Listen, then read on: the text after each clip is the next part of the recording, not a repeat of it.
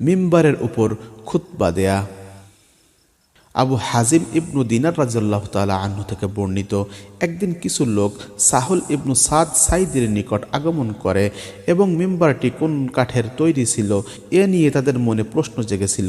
তারা এ সম্পর্কে তার নিকট জিজ্ঞেস করলে তিনি বললেন, আল্লাহর শপথ, আমি সম্যক রূপে অবগত আছি যে তা কিসের ছিল। প্রথম যেদিন তা স্থাপন করা হয় এবং প্রথম যেদিন এর উপর আল্লাহ রসুল সাল্লাল্লাহু আলাইহি ওয়াসাল্লাম বসেন তা আমি দেখেছি।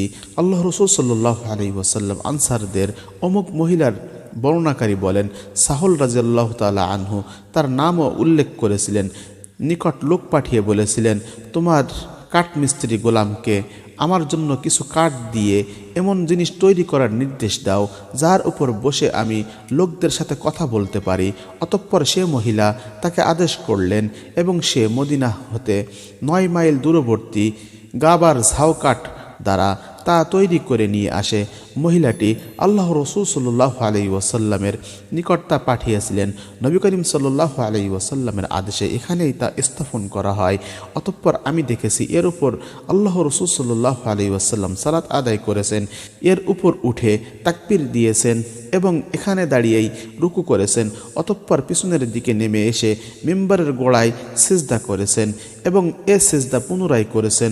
অতঃপর সালাত শেষ করে সমবেত লোকদের দিকে ফিরে বলেছেন, হে লোক সকল, আমি এটা এজন্য করেছি যে তোমরা যেন আমার অনুসরণ করতে এবং আমার সালাত শিখে নিতে পারো।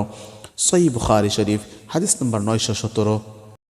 জাবির ইবনু আবদুল্লাহ রাদিয়াল্লাহু তাআলা আনহু থেকে বর্ণিত, তিনি বলেন, মসজিদে নববীতে এমন একটি খেজুর গাছের খুঁটি ছিল যার সাথে হেলান দিয়ে নবী করিম সাল্লাল্লাহু আলাইহি ওয়াসাল্লাম দাঁড়াতেন।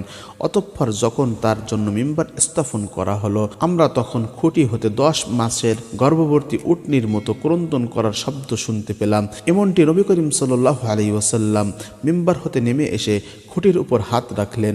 সহিহ বুখারী শরীফ, হাদিস নম্বর 918।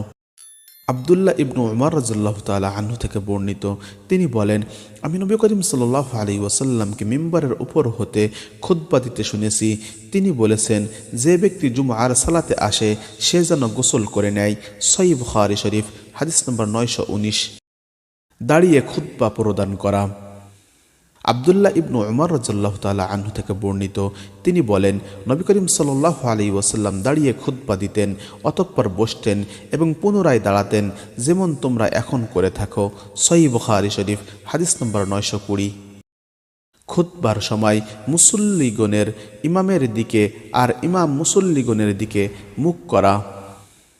আবু সাঈদ খুদরি রাদিয়াল্লাহু তাআলা আনহু থেকে বর্ণিত, তিনি বলেন, নবী করিম সাল্লাল্লাহু আলাইহি ওয়াসাল্লাম একদা মিম্বারের উপর বসলেন এবং আমরা তার চারদিকে মুখ করে বসলাম। সহিহ বুখারী শরীফ, হাদিস নম্বর 921।